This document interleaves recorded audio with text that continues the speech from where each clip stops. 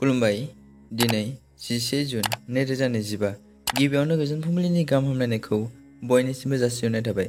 राशिफोरखौ फरायनायनि सिगां आंनिफ्राय आनान गसाइनिसिम आरज खालामनाय जायो दि दिनैनि साना बुहुमनि साफ्रोमबो सुबुंफोरनि थाखाय गाहामैनो गाहाम बारलांनो हायो। जेबो खैफोद आफोद जायालासे फैदो दानिया दिनैनि राशिफोरखौ खोनासंदिनि। गिबियावनो दङ मेष राशि। सरासनस्रा खोथायावनो गोसोआव दुखु सोमजिनो हागौ। गोसोखौ हमथाना थानाया गाहाम। बृष राशि। बायदिसिना जेंनानि थाखाय जिंगा सिनांनो हागौ। गोसोखौ सान्थि मोननाय नङा। मिथुन राशि। जेखि फालांगि मावा मानो मुलाम्फा मोननो हागोन। गोजोननाय मोनगोन। मोजां सान। कर्कट राशि। रावजोंबो जेंना गैयै सान्थियै दिनखौ बारहोनो हागोन। फारफ्रोमथिंबो मोजां। सिंह राशि। फालांगियारि मावग्रानि थाखाय गाहाम सान। रांखावरि मुलाम्फा मोननो हागोन। मोजां सान। कन्या राशि। बायदिसिना बेरामाव गोग्लैबायनो हागौ।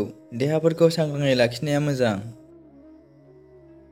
तुला राशि। मोजां सुबुंजों लोगो जानानै थानो हागोन। गोसोखौ गोजोननाय मोनगोन।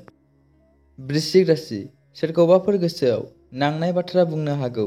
गोसोखौ लोरबां दाखालाम। धनु राशि। मावनो लानाय खामानियाव गोनो गोथो साननाय सोमजिनो हागौ। गोसोखौ धैर्य हमनाया मोजां। मकर राशि। मोजां रोंगौथिनि थाखाय सनमान मोननो हागौ। गोसोखौ गोजोन मोनगोन। कुम्भ राशि। फाननाय फालांगियाव रांखावरि मुलाम्फा मोननो हागोन। बे राशिनि थाखाय गाहाम सान। मीन राशि। नखर संसार जानायाव सान्थिखौ मोननो हागोन। गोजोन सम बारहोनो हागोन। दिनैनि राशि फरायनाय एसेनोसै। गोजोन्थों।